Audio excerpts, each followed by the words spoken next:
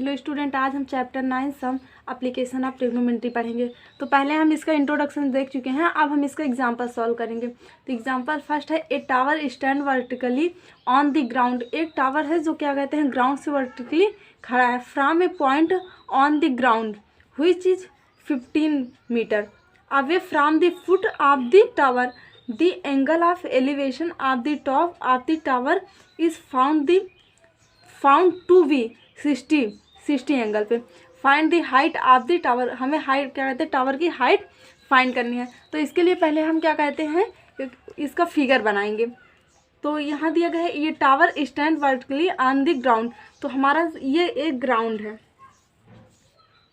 ये एक ग्राउंड है, इसे क्या कहते हैं, एक टावर खड़ा है वर्टिकली। तो यहाँ पे क्या कहते हैं, इसका समझ लो यहाँ पे ये टावर है बेटा हमारा इसका। तो ये कह रहा है कि क्या कहते हैं, ये हमारा इसके वर्टिकली है, मतलब ये इधर परपेंडिकुलर ही होगा बेटा हमारा। ये टावर हो गया और ये हमारा इसका ग्राउंड हो गया। तो यहाँ दिया गया है यानी टावर का जो फुट है यहाँ दिया गया है कि which is 15 metre away from the foot of the tower. मतलब ये जो यहाँ पे फुट है, ये यहाँ टावर लगा है तो इसका यहाँ पे फुट हो जाएगा। मतलब क्या हो जाएगा, फुट ऑफ टावर।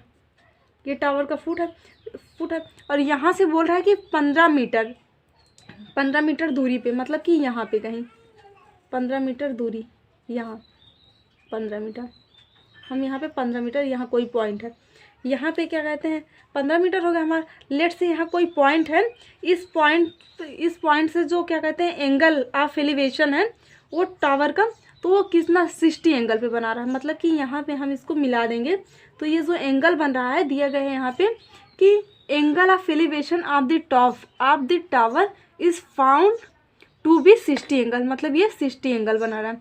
हम आपको क्या बताए थे बेटा इंट्रोडक्शन में कि हमारा एलिवेशन होगा तो मतलब कि जब वो ऊपर की साइड देख रहा होगा तो यहाँ पे कुछ उठा हुआ भाग होगा, वही हमारा क्या होगा, एंगल ऑफ एलिवेशन। तो यहाँ बोल रहा है एलिवेशन, इसका मतलब ये यहाँ पे 60 एंगल बना रहा है। तो हमें निकालना क्या है बेटा, इसका निकालना क्या, find the height of the tower. मतलब हमें टावर की इस हाइट को निकालना है, यहाँ से यहाँ की हाइट को हमें निकालना है। तो हम क्या करेंगे, पहले ये देखो बेटा, ये हमारा 60 एंगल होगा। तो इसके लिए हमारा परपेंडिकुलर क्या होगा, ये हो जाएगा हमारा परपेंडिकुलर, और इसके लिए बेस क्या हो जाएगा हमारा, ये हमारा बेस हो जाएगा, और ये हाइपोटेनियस हो जाएगा, इसके लिए एच हो जाएगा। ये इसको हम एच से दिखाते हैं बेटा। तो अब क्या करेंगे, let H be height of the tower. इसको हम हाइपोटेनियस को बेटा ऐसे लिख लेते हैं, हाइपोटेनियस, और इसकी हाइट हमें निकालनी है तो हम इसको स्मॉल एच मान लेते हैं इसकी हाइट को। तो अब हम करेंगे कैसे इसको, तो बेटा हम लिखेंगे let H be height of the tower. मतलब क्या है, यहाँ पे हमने क्या माना है, एच माना है। Let H be height of tower,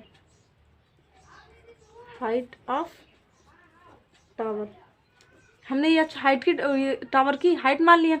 तो हम यहाँ क्या लगा सकते हैं, ये हमें यहाँ क्या कहते हैं बेटा, बेस पता है और परपेंडिकुलर हमारा एच दिया गया है, एच हम माने हैं। तो हम इसके लिए क्या लगा सकते हैं, परपेंडिकुलर अपान बेस हमारा कब होता है, tan के लिए होता है। तो यहाँ हम लिख देंगे tan थीटा इक्वल टू क्या होता है, परपेंडिकुलर अपान बेस होता है। तो यहाँ पे हमारा परपेंडिकुलर क्या है, एच है, एच हम माने तो एच होगा, और बेस हमारा मतलब इसकी हाइट को हम एच से दिखा रहे हैं बेटा, परपेंडिकुलर को हम एच से नहीं दिखा रहे हैं। ये परपेंडिकुलर होगा, इसकी हाइट हमें निकालनी है तो इसको हमने एच मान लिया। अब बेस हमारा क्या दिया गया, 15 मीटर। तो यहाँ पे हमने 15 लिख दिया। अब हमें यहाँ एंगल कितना दिया, 60 एंगल। तो हम लिखेंगे tan 60 angle equal to H upon 15।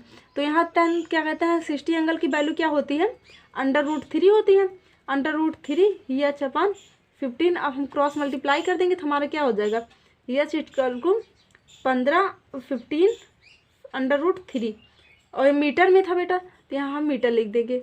हमें यही हाइट ही पता करनी थी, एच हमारा आ गया। मतलब कि जो टावर की हाइट होगी बेटा वो 15 √3 मीटर होगी। अब बेटा हमारा क्वेश्चन एग्जाम्पल सेकेंड है दिया गया, an electrician has to repair on electric fault on a pole of height 5 meter. She need to reach a point 1.3 meter below the top of the pole to undertake the repair work. What should be the length of the ladder that she should use which when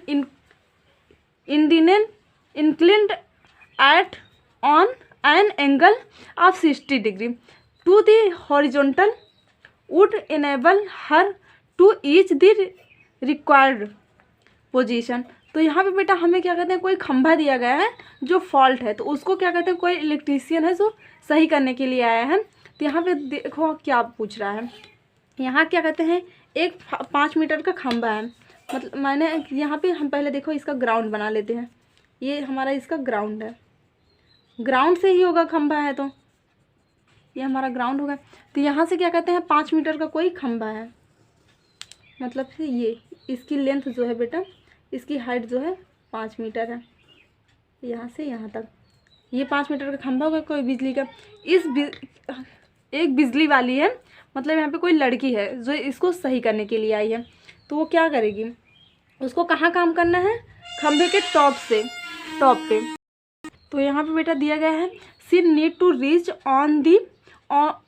reach a point 1.3 metre below top the pole. मतलब ये जो क्या कहते हैं, जो उसको काम करना है लड़की को, यहाँ ये इसका टॉप हो गया, तो यहाँ से 1.3 मीटर नीचे, मतलब नीचे इसको बिलो द टॉप। तो यहाँ से हमारा समझ लो, यहाँ से यहाँ पे इस पॉइंट पे 1.3 मीटर नीचे इसको काम करना है। तो यहाँ हमारा कोई पॉइंट हो गया। तो ये अब देखो बेटा, यहाँ ये हमारा जो पूरा लाइन है, मतलब ये हाइट जो है इसकी टॉप की, ये क्या कहते हैं 5 मीटर है। अब क्या कहते हैं, यहाँ से यहाँ तक क्या हो जाएगा, जब 1.3 यहाँ तक है, यहाँ तक हमारा बेटा 1.3 है, 1.3 है, यहाँ उसको कम करना। तो ये वाली लाइन कितनी होगी, ये हाइट कितनी होगी, इसको हम माइनस कर देंगे। 5 से जब हम 1.3 माइनस करेंगे तो क्या आ जाएगा 3.7, मतलब कि ये हाइट हमारी क्या आ गई 3.7 मीटर आ गई।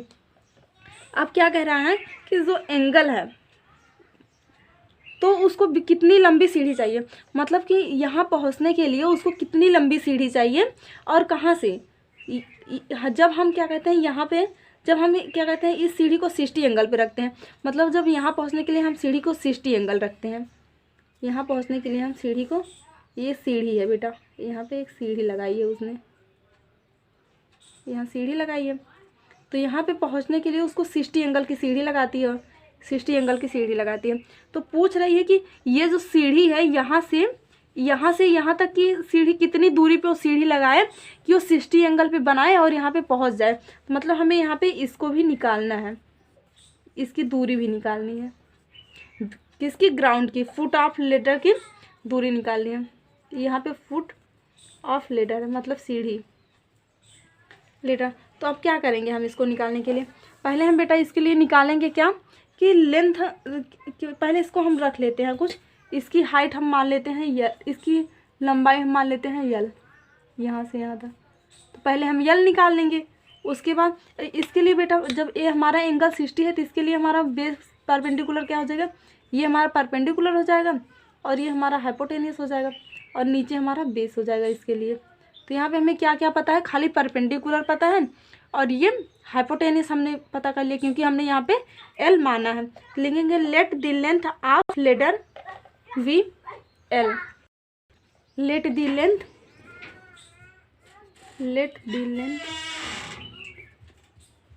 ऑफ लेडर वी, हमने एल माना है कि इसकी जो लेंथ है वही एल है लेडर की। तो यहाँ पे बेटा देखिए, अगर इस एंगल के लिए परपेंडिकुलर है और ये बेस है और हाइपोटेनियस है तो यहाँ हमें क्या पता है, परपेंडिकुलर 3.7 हमें यहाँ से यहाँ तक की हाइट पता है और इसको हमने एल माना है। तो यहाँ हम क्या लगा सकते हैं, परपेंडिकुलर अपन हाइपोटेनियस हमारा कब होता है, साइन के लिए। तो हम यहाँ लिखेंगे साइन एंगल हमारा कितना है, साइन 60 एंगल है, साइन 60 एंगल इक्वल टू हमारा ये क्या है, परपेंडिकुलर अपन हाइपोटेनियस। तो यहाँ पे हमारा साइन 60 एंगल, फिर परपेंडिकुलर हमारा क्या है, एल हमने माना, परपेंडिकुलर हमारा कितना है 3.7 मीटर है, 3.7 मीटर। और क्या कहते हैं, हाइपोटेनियस हमने कितना माना है, इसकी लंबाई एल मानी है, तो यहाँ हमारा एल होगा। अब साइन 60 एंगल की जो वैल्यू होती है क्या होती है, √3/2 इक्वल टू 3.7/L। तो यहाँ से हम एल की वैल्यू निकाल लेंगे।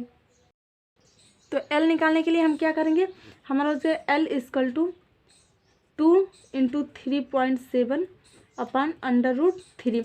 तो एल इक्वल टू क्या हो जाएगा, इसको जब मल्टीप्लाई करेंगे तो हो जाएगा 7.4 अपन √3। यहाँ पे हमें √3 की वैल्यू दी गई है 7.4, √3 की वैल्यू दी गई है 1.73। अब इसको जब हम इससे डिवाइड करेंगे तो हमारा एल की वैल्यू क्या आ जाएगी, एल इक्वल टू हमारा आ जाएगा 4.27। और ये सारी वैल्यू हमें बेटा मीटर में दी गई थी। यहाँ पे देखो 1.3 मीटर बोला था, तो इसको हम मीटर में लिख देंगे।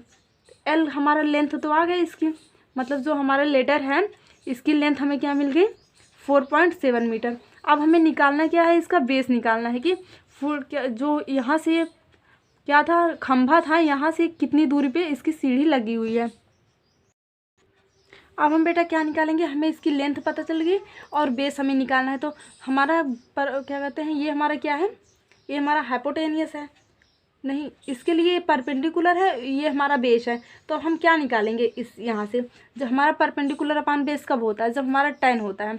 तो हम यहाँ लिखेंगे 1060 एंगल, 10 एंगल तो हमारा एक ही है, तो यहाँ जो 1060 angle equal to perpendicular upon हमारा बेस हो जाएगा।